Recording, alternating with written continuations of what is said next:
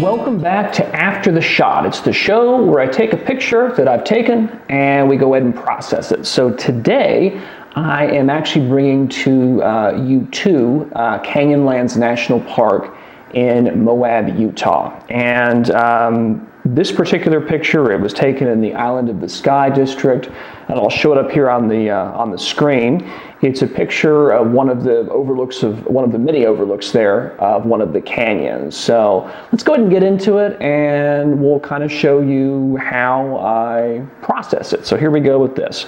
So as you can see, I believe this was taken at sunrise. So we of course have this lighter area up here because the sun is coming over the landscape, and we have a darker area here. So I mean, it's kind of an interesting photograph, but right now it does need some work. So one thing, and I'll just go over some equipment here briefly, one thing you can do in a situation like this where the top of the image is very light and the bottom is very dark, or vice versa, they sell what are called split neutral density filters. Basically, it's a piece of glass you stick over your lens. The top is a little bit darker and the bottom is just clear, regular glass. And you can adjust that with the horizon and so forth to balance out what you see here on the screen, where it's this super light up here and then we got this super dark area down here. Now obviously, as you can see from the picture, I didn't have that at the time that I took the picture, but that's one way. If you're out in the field and want to purchase some equipment to avoid this, you can purchase one of those split neutral density filters. But again, we don't have that here. So let's think about what we can do. We had a similar situation last week, and I'll go over some similar procedures here. You can lighten it up by increasing the exposure, but of course that's going to blow out your background there, and then you're going to have to go and correct that. So what I would propose to try and balance this out is to get an adjustment brush, which allows me to edit only a particular part of the image. And I'm going to say, about 1.5 stops plus 1.5 there on the scale. I'm going to clear out some of these other effects for now. We may go back in and add contrast and what have you later on. And as you can see, I have quite a bit of a feather here, and I'll just show this on the screen. The feather is where this dotted line is. The effect is a little bit less, and in the solid line, it's going to be the full effect.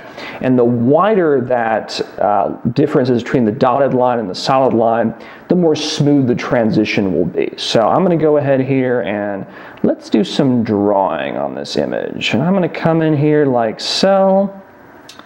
And I'm going to say that's pretty good for now. Now, of course, we can adjust the exposure now, and you see we're only adjusting the bottom. So I'm starting to like that. I think I might make it a little bit more contrasty. And I want to show you some features here. This is Adobe Camera Raw is the product we're using. We use Adobe Photoshop later on. I want to go ahead and bring up my clarity a little bit, which is kind of like makes the lines a little bit more contrasty. And then I have texture, which kind of does what it says. It makes the texture more texturized, and we can go crazy with that and really make it a little bit too grimy for my taste. So we'll slide that back down. And of course, clarity, I'll show you that. We could really go overboard, but I don't want to do that right now. I don't think that's what we need. So I'm starting to like that. I think I do want to go ahead and adjust some color here as well. I'm going to make it a little bit more warmer by making my color temperature a little bit more.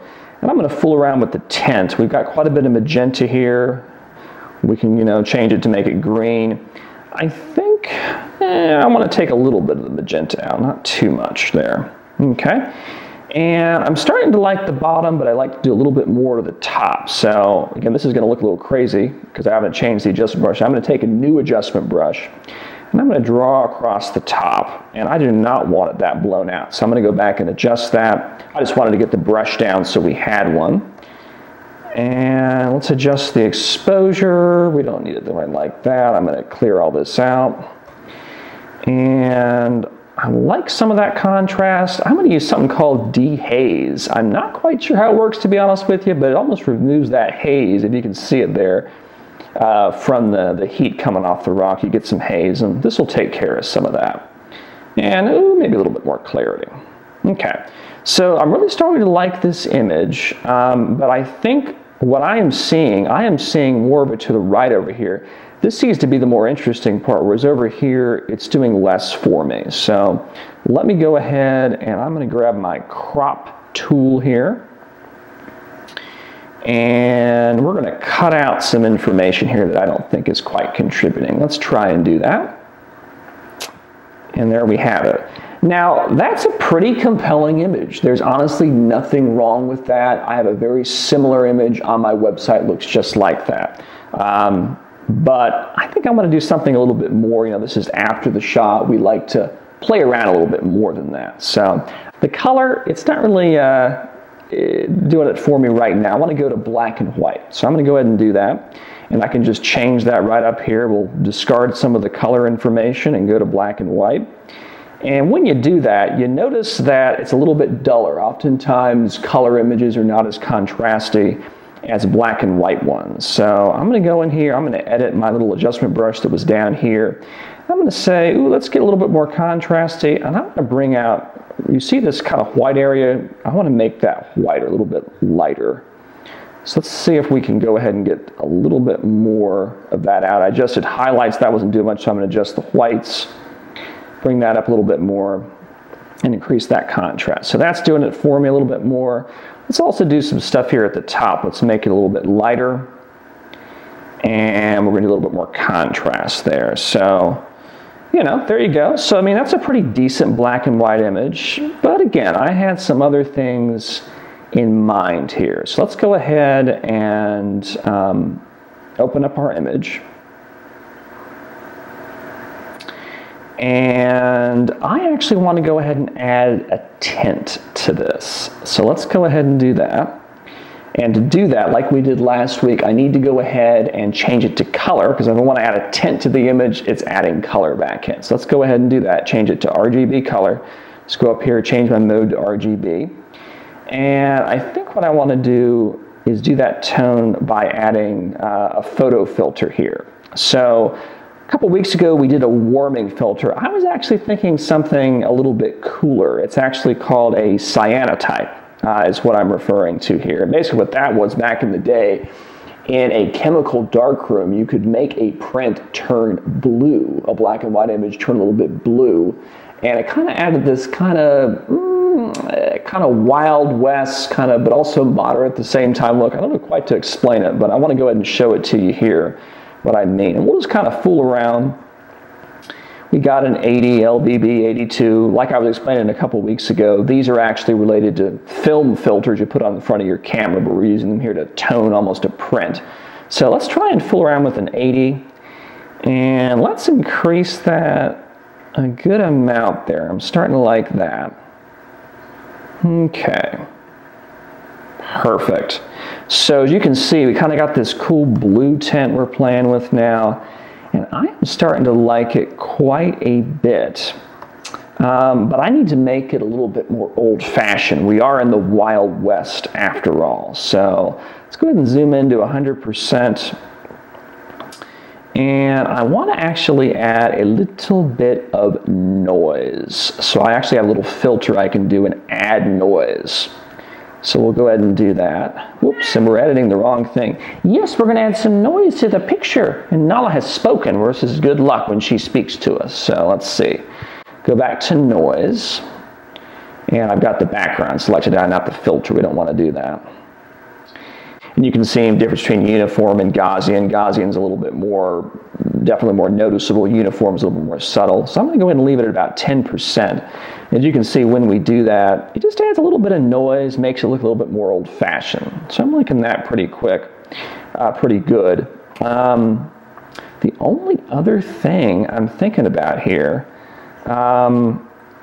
I want to make it even more contrasty now that I see what we've done to the image. So I'm going to go ahead and click on, make a new adjustment layer, which I can edit later. And I really want to edit, if we can, make it just a little bit more contrasty. So I'm going to go ahead and I'm going to anchor my curve right here in the middle so it's not going to go all crazy. And I'm going to see if I can make those lights just a little bit more contrasty. Let me see if I can do anything down here to make it a little bit more contrast. Yeah, we're starting to get somewhere here. And one other thing, and I could have done this in Adobe Camera, but now that we're in Photoshop and made some edits, I'll need to stay in here. I need to go ahead and burn. And what burning is, this actually goes back to the chemical darkroom. I want to make the edges a little bit darker, kind of direct my emphasis more here towards the middle. So the default settings, that's what I'm going to do right now. And this is a destructive edit. So when I do this, and if I save the image, I cannot go back. This is kind of a trait of a lot of Photoshop. It's been that way for years. So what I'm going to do, I'm going to pull up my history tab here, and what I can do is actually go back and actually go before I made an edit if I need to. So I may do that. But if I save it, that's it. I cannot go back. So I'm going to go ahead and make myself a bigger brush. And I'm going to go around here. Oops, I want to make sure I'm editing the background, not one of those layers there. And I'm just going to go in here and start to paint a little bit around the edges. And there are multiple ways you can do this. You can do a gradient filter. See, the more I do this, so that might be too much, the more the effect is literally burned into the image, like the filter. So I'm going to go in here. Let's say I'm starting to like this here. All right. Let's keep doing this. And let's kind of see where we are. Let's go ahead and go into our full screen view so you can see it. And I am honestly really starting to like that. In fact, I may argue that might be our final image. So, like we do many weeks here, I'm going to go ahead and I'm going to add a little border. Whoops, and I want to do a white one. We'll select the foreground option, which is white. And then you can kind of see the way it would look. Here we go. And to me, that's kind of a really cool looking image. It's a little bit old fashioned. I really like it. So what I'm going to do, I'm going to go ahead and get rid of that border that I just put in there. And I'm going to go ahead and save this image to my folder here, because I want to compare some of the different options that we did today. There we go. That will be fine. And let me go over here and let's show you what we did here. So this is the image we just made. And one other thing too, this is a color image. So you can kind of see some different options that we have here. So we have cyan, the one we created. We've got just regular black and white, obviously. And then we have the color. So, but I'm going to go ahead and stick with that cyanotype because I think that's pretty cool and really, really it was what I was going after there. So that's today's video. I hope you enjoyed the cyanotype and exploring a little bit of Canyonlands National Park. And for Nala and I, we appreciate you watching, and we'll see you again soon. Have a good day. Bye-bye.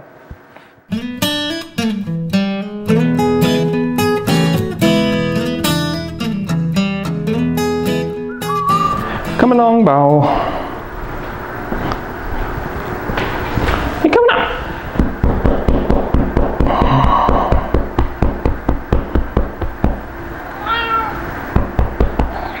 Good job, Big Bow.